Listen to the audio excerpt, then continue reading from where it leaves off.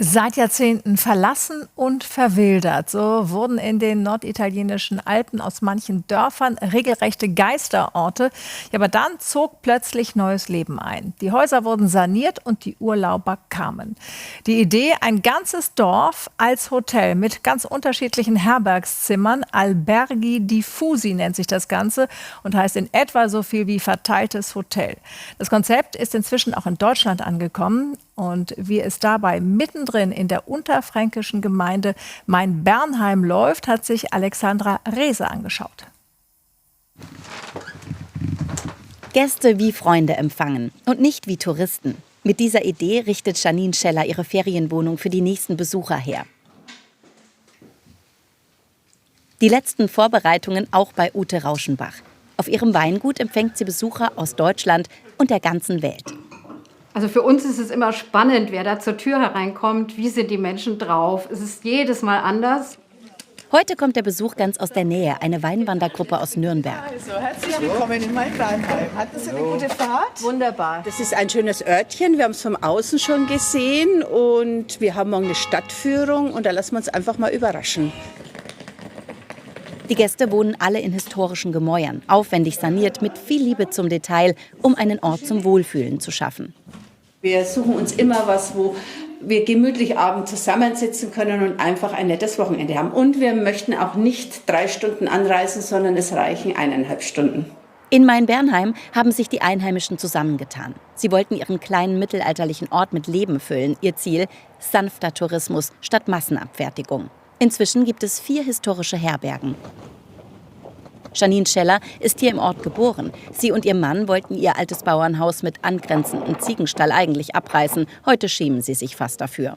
2019 haben sie einen Verein gegründet, alles mit eigenen Mitteln renoviert und so ein Stück Kultur erhalten. Alle Unterkünfte sind eigentlich mit Liebe gestaltet und es verbindet uns auch insgesamt im Verein Alberghi diffusi. Fördergelder für die Renovierung gab es keine. Der Verein dient lediglich der Namensgebung Albergo diffuso. Eine italienische Idee, die so viel heißt wie verteiltes Hotel. So, guten Morgen. Die Nürnberger erfahren bei einer Stadtführung auch von den Problemen des Ortes. Wie so oft im ländlichen Raum kämpfen sie hier mit Leerstand. Denkmalschutzauflagen schrecken gerade die jungen Leute ab. Sie zieht es daher raus aus dem Ortskern. Die Folgen für die Gastronomie hat die Wandergruppe schon oft erlebt. Egal, wo man hinkommt, die meisten Lokale haben, wenn dann nur zum Wochenende hin offen. Das ist das Problem. Ja, und unter der Woche, wo wir jetzt als Rentner Zeit haben, da unsere Ausflüge zu machen, muss man sich halt immer die Brotzeit mitnehmen. Mit viel Eigeninitiative und besonderer Gastfreundschaft versuchen die Main-Bernheimer ihren Ort attraktiv zu machen.